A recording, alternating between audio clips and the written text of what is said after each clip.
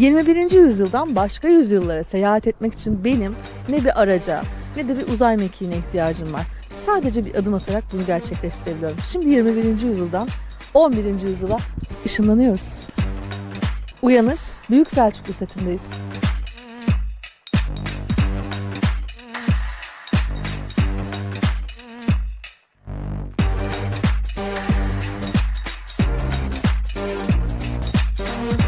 Harbisi bitiriyorum.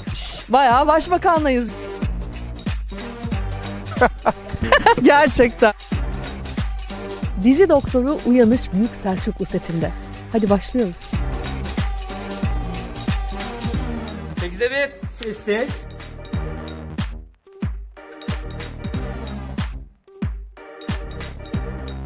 Kol çalışıyorum.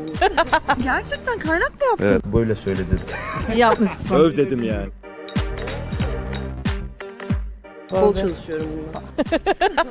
Kahkaha ile başladım. Bugün ilk kahkahasını attım. Hoş geldin. Hoş bulduk. Zübeyde nasıl bir karakter olacak? Galiba sarayı birbirine katacak gibi düşünüyorum. Vallahi saray birbirine girmiş galiba duyduğum kadarıyla. O yüzden kalktım geldim. Aslında buraya bir eski düzeni tekrar kavuşturmaya, bir Selçuklu hatunu nasıl olunur göstermeye geldim diye biliyorum. Bilmiyorum. Bayılırsın değil mi böyle şey? Değil mi? Bir dakika bir şey öğretilecekse ben buradayım da çok seversin. Madame Rottermeier yani. Peki en son Behzat Ç. bir Ankara Polisiyesi'nde aynı setteydik. Yine Evet. röportaj yapmıştık. Ankara'dan İstanbul'a. Ya Pek çalışan bir oyuncusun sen de. yani güzel, mutluyum. Projeye dahil olma sürecini dinlesek. Vallahi çok yeni oldu aslında her şey. Çok çabuk oldu. Ve buradayım. Kendimi burada buldum bu kostümlerle. İlk defa bir dönem işinde oynuyorum. O yüzden benim için biraz özel. Yani at binmek, işte kılıç dersleri falan yani çok heyecanlı. Ben de böyle merakla bekliyorum bakalım ne olacak, ne yapmışım. Ama dönem işinde oynamak herhalde her oyuncunun hayalidir. İlk yani tabii hani kestiremiyorum sizin kadar.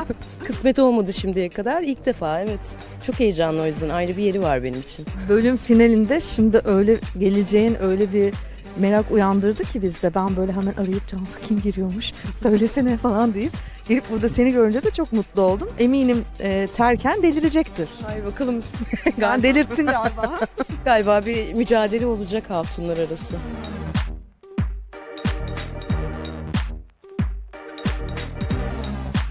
Ya şey gibi geliyor şimdi çok yeni de olduğum ve adapte olmaya çalıştığım için sanki böyle annesinin kıyafetlerini giyip oyun oynayan küçük kızlar gibi hissediyorum kendimi.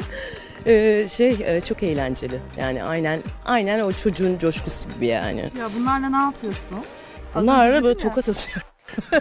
Bir kol kası gerekiyor. Kol kası geliştiriyorum. Bayağı dans ağır görevi şeyler galiba. bunlar. Evet. Ya, süper. Böyle bir kostüm. Zübeyde Hatun'dan alayım.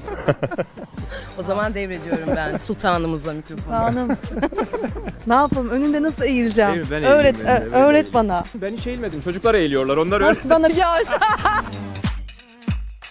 Nasılsın Ayacığım? İyi misin? Ben iyiyim. Sen nasılsın? İyidir işte koşturuyoruz, çekiyoruz. Ne güzel. Platomuzun içinde. Böylesi pandemi döneminde aslında bulunmaz bir nimet. Yani normal günümüz işi yapsan sürekli karşıya geç, işte Avrupa yakasına, Anadolu yakasına, kafelere git, restoranlara git, evlere git falan filan. Şimdi sadece buraya giriyoruz ve bunun içinden çıkmıyoruz. Sen dönem seven birisin. Ben seni yakinen tanıdığım için biliyorum. Tarih seviyorum yani.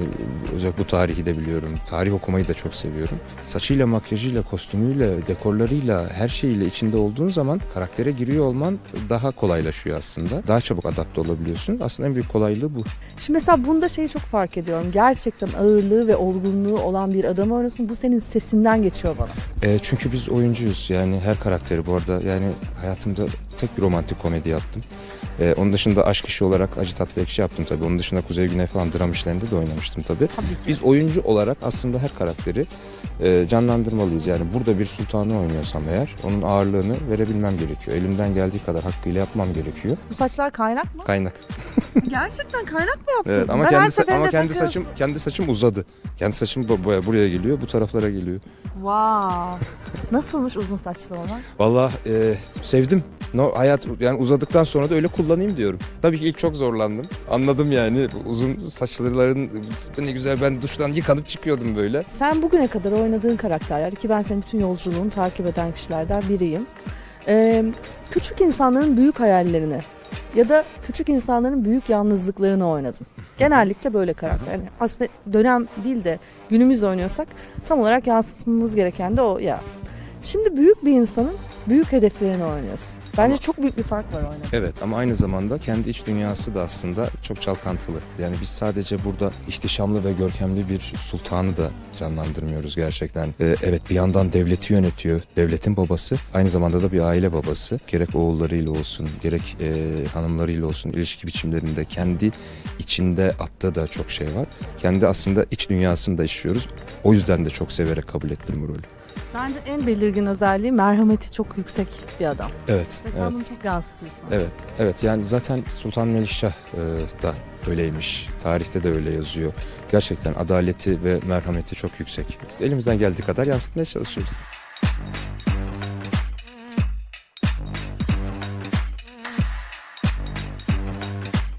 Bir ön hazırlık sürecini anlat bence. Çok zor ve meşakkatli bir süreçten geçmişsiniz. Çok keyifli bir süreçten geçtik. Yani çekimlere başlamadan 1,5-2 ay öncesinden işte at binme çalışmaları başladı. Kılıç eğitimi, ok eğitimi.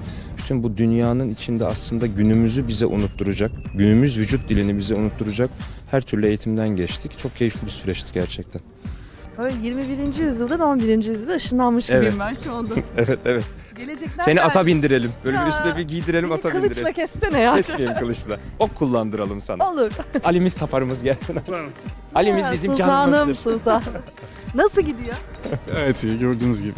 Şahit olduğunuz siz de gayet güzel, keyifli geçiyor. Ali gerçekten çok yetenekli bir arkadaşımız. Geleceği o kadar açık, o kadar parlak ki çok güzel olacak onun her şey için. Şimdiden olmaya başladı bile. Teşekkür ederim Burak abi. Ya çok Buğra abi büyüdük biz abi mi diyorlar bize artık. Abi olduk yani. Ya. Peki bu baba oldun üstüne böyle bir rol de geldi. Baba da oldu. Olduğumda biliyorsun kızımdaydım aslında. Aslında Evet. kızımda oynuyordum yani. O da gerçekten çok severek oynadığım bir Demir karakteri ve kızım işi de çok güzel bir işti. Evet, orada Cem aslında dünyaya gelmişti. Şimdi devam ediyor. Oğullar, kızlar devam ediyor. Alıştın sen babalığa. alıştım valla. Evde de bir Melik var işte. Cem Melik. 23 Nisan'da tahta çıkarayım diyorum ona. Çok iyi fikir. Çok Böyle iyi. börk yaptırayım küçük. Böyle pelerin küçük böyle kılıçla. Bayılır da. Aynen. O 23 Nisan'da o yönetsin. Biz ekranı ısıracağız artık Cem'in tatlılığından ya. Fotoğraflarını, videolarını atıyor bize bazen. Malum pandemiden dolayı göremiyoruz ama Tabii biter canım. bitmez ilk Tabii soluğu canım, alacağım. pandemi ben. olmasa şimdi Pandemiden olmasa sonra- sette geziniyordu yani. Bıcır Atlara bıcır. biniyordu. Pandemiden sonra ben de kendisini. Ve amaçımız geldi. Hoş geldin. Merhabalar, nasılsınız? Teşekkür ederim. Nasıl? Senin için nasıl gidiyor? Bu İnsanın hayal ettiği bir şey vardır. Bu dönem dizilerine dair. Bence onun çok üstünde. Kendi adıma söyleyeyim, hayalimin çok üstünde güzel bir proje oluyor. Gerek oyuncular, gerek çalışmalarımız, sahnelerimiz. Mehmet Özgür'le konuştuk. Şöyle bir şey anlattı az önce. Çok etkilendim ondan. Hani bir savaş sahnesi, pusu sahnesi bir şey çekiyorsak ben ya da sen yoksan bile sahnede diğer arkadaşımıza WhatsApp'tan destek mesajı yolluyoruz. Tabii. Gerçekten. Aynen. Ve de yani şöyle gerçekten bu dizi savaş sahneleriyle konuşuldu. Bence en iyi savaş sahnesini ilk bölümde çektik. En iyi ikinciyi de biz çektik.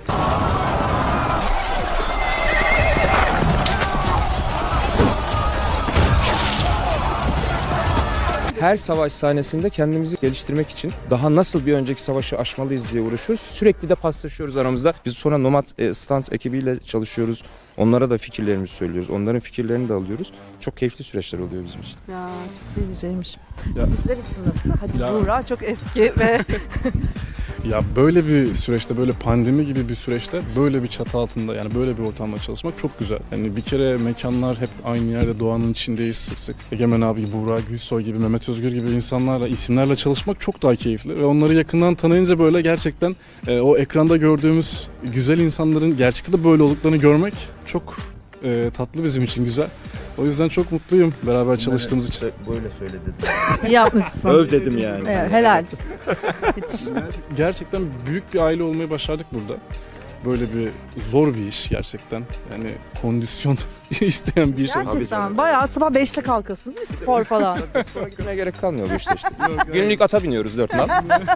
Keyifli yani, çok kendi adıma çok şanslıyım. Yani böyle bir çatı altında, böyle bir işte ve böyle isimlerin arasında olmaktan dolayı mutluyum. Gururluyum, güzel gidiyor. Nazar değmesin.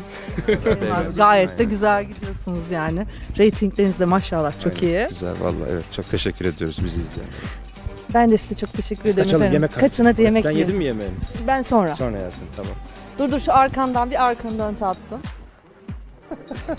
İşte günümüzde ışınlandığımız an bu andır. Ama deri bu. Bu 11. yüzyıl o döneme has şey özel deri. Ya. Evet. Şimdi ben O dönemden kaldı. bana bir eğilmeyi öğret. Öyle git. Ben hiç eğilmedim. Çocuklar eğiliyorlar. Onlar öyle. Nasıl bana bir öğret. Ya Bunu ben alayım. çok iyiydi. Sağ el. Şöyle dönelim. Sağ el üstte gelecek. Sağ üstte. el. Evet, sağ el üstte gelecek böyle. Şu var Şunu yap. ve şu var. Sağ el yukarı. Aynı anda eğil. Evet. Beraber yapalım. Kafana eğil. Beraber yapalım. Şu şekil. 3, 2, 1.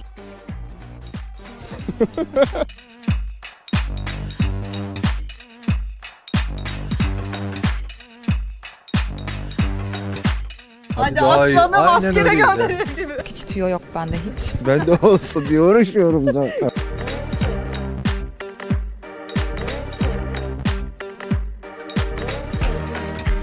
Seni zindana attık. Bay bay.